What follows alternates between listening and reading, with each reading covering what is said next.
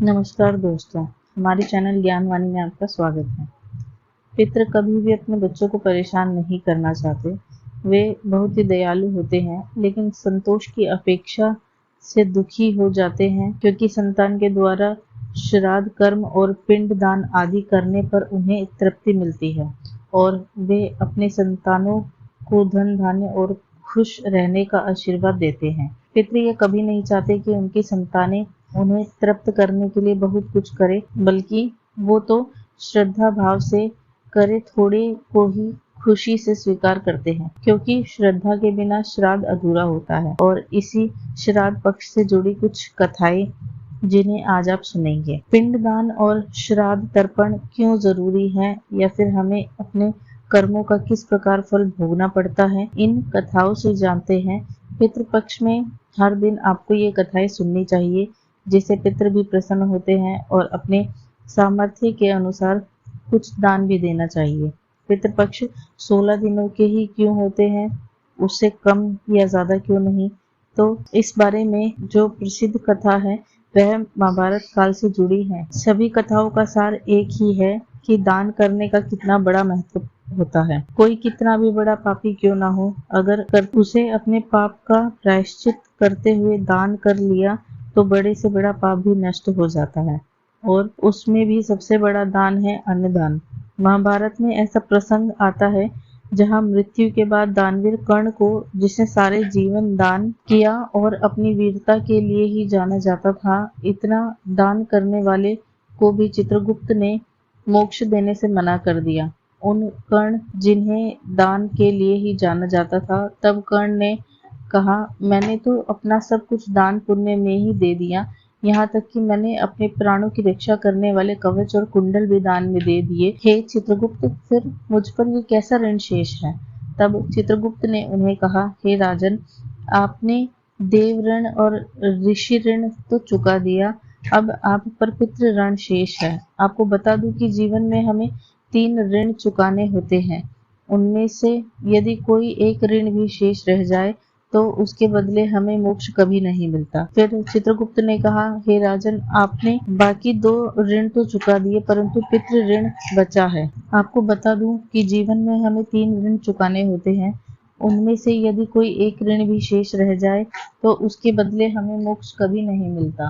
फिर चित्रगुप्त ने कहा, हे राजन, आपने बाकी 2 ऋण तो चुका दिए, परंतु पितृ ऋण बचा है। आपने अपने संपूर्ण जीवन में संपदा और सोने का ही दान दिया है, कभी अन्न का दान नहीं दिया। जब तक आप इस ऋण को नहीं उतारते, आपको मोक्ष नहीं मिल सकता।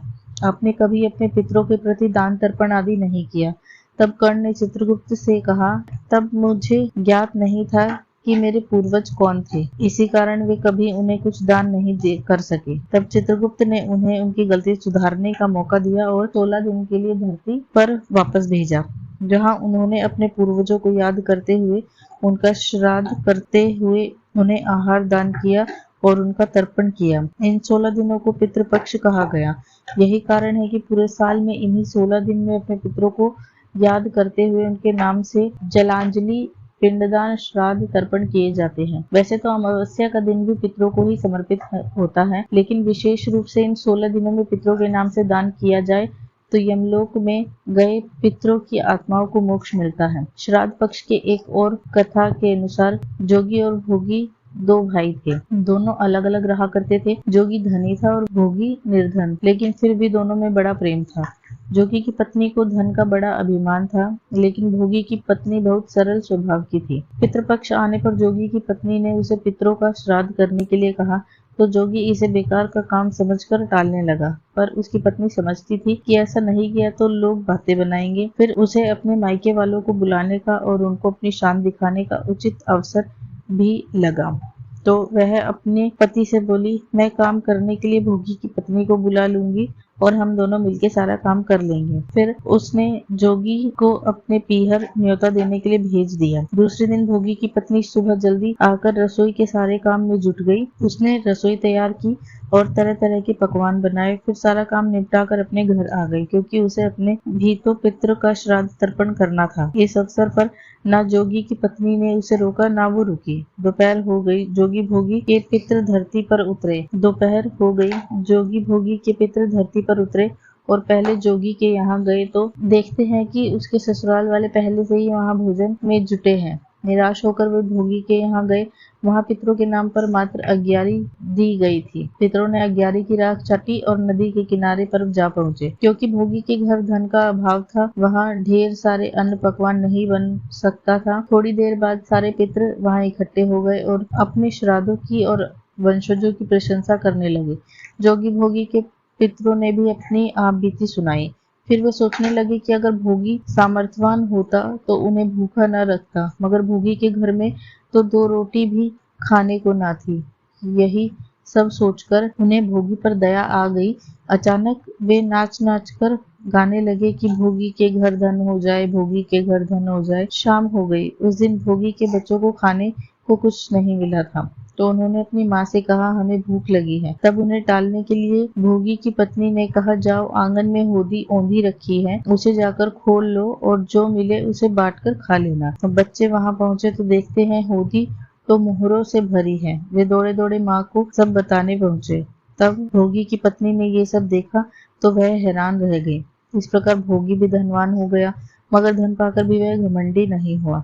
जब दूसरे साल का पितृपक्ष आया तो उसकी पत्नी ने 56 तरह के व्यंजन बनाए और ब्राह्मणों को बुलाकर श्राद्ध किया और भोजन कराया। दान दक्षिणा दी। जेठ जेठानी को सोने चांदी के बर्तनों में भोजन कराया और इससे पितृ बड़े प्रसन्न और तृप्त हुए। अब सुनते हैं रामायण में वर्णित सीता द्वारा पिंडदान देकर राजा दशरथ की आत्मा को मोक्ष मिलने का संदर्भ। आपने सुना होगा, वनवास के दौरान भगवान राम, लक्ष्मण और माता सीता पितृपक्ष के दौरान श्राद्ध करने के लिए गया धाम पहुँचे। वहाँ श्राद्ध कर्म करने के लिए आवश्यक सामग्री जुटाने के लिए राम और लक्ष्मण जी नगर की ओर चल दिए। उधर दोपहर हो गई। पिंडदान का मुहूर्त निकला जा रहा था और सीता जी की व्याकुलता बढ़ती जा रही थी। तभी दशरथ जी की आत्मा ने आकर पिंडदान की मांग कर दी। गया जी के आगे नदी पर सीता जी असमंजस में पड़ गई और उन्होंने फल्गु नदी के साथ वट वृक्ष, केतकी के फूल और गाय को साक्षी मानकर बालू का पिंड बनाकर स्वर्गीय राजा दशरथ को निमित्त पिंडदान दे दिया। थोड़ी देर में भगवान श्री राम और लक्ष्मण लौटे तो उन्होंने कहा, समय निकल जाने के कारण मैंने स्वयं ही पिताजी का पिंडदान कर दिया। बिना सामग्री के पिंडदान कैसे हो सकता है? ये सोचकर श्री राम जी ने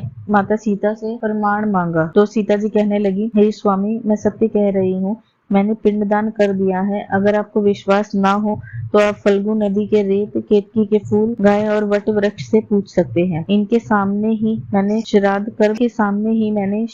कर्म की गवाही इनसे दिलवाई। लेकिन फल्गु नदी, केतकी के फूल और गाय तीनों ही इस बात से मुकर गए। सिर्फ वट वृक्ष ने सही बात की। तब सीता जी ने राजा दशरथ का ध्यान करके उनसे ही गवाही देने की प्रार्थना की। राजा दशरथ ने सीता जी की प्रार्थना स्वीकार की और घोषणा की, ऐन समय पर सीता ने ही मुझे पिंडदान किया है। तब कहीं जाकर श्री राम आश्वस्त हुए, लेकिन तीनों गवाहों द्वारा झूठ बोलने पर सीता जी ने क्रोधित होकर उन्हें श्राप दिया कि फल्गु नदी, जा, तू बस नाम की ही नदी रहेगी, तुझमें पानी नहीं रहेगा। इस कारण कहा जाता है कि आज भी गया जी में फल्गु नदी सूखी ही रहती है। और गाय को श्राप दिया कि तू पूजनीय होकर भी लोगों का झूठा खाएगी। और केतकी के फूल को श्राप दिया कि झूठी गवाही देने के कारण तुझे पूजा में कभी नहीं चढ़ाया जाएगा। वट वृक्ष को सीता जी का आशीर्वाद मिला कि उसे लंबी आयु मिलेगी और वह दूसरों को छाया प्रदान करेगा, तथा पतिव्रता पत्नी तेरा ध्यान करके अपने पति की दीर्घ आयु की कामना करेगी। यही कारण है कि गौ माता को आज भी झूठा खाना पड़ता है। केतकी का फूल को पूजा में वर्जित रखा गया है और फल्गु नदी के तट पर सीता कुंड में पानी के अभाव में आज भी सिर्फ बालू या रेत से पिंडदान किया जाता है। श्राद्ध पक्ष में अगर पास में कुछ ना हो तो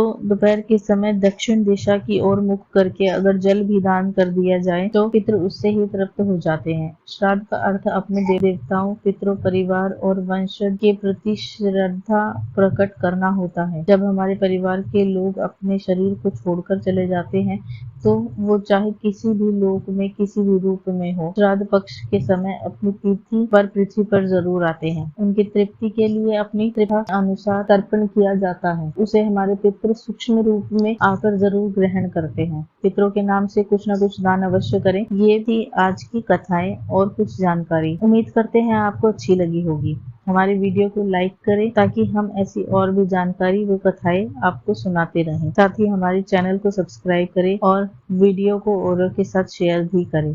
धन्यवाद।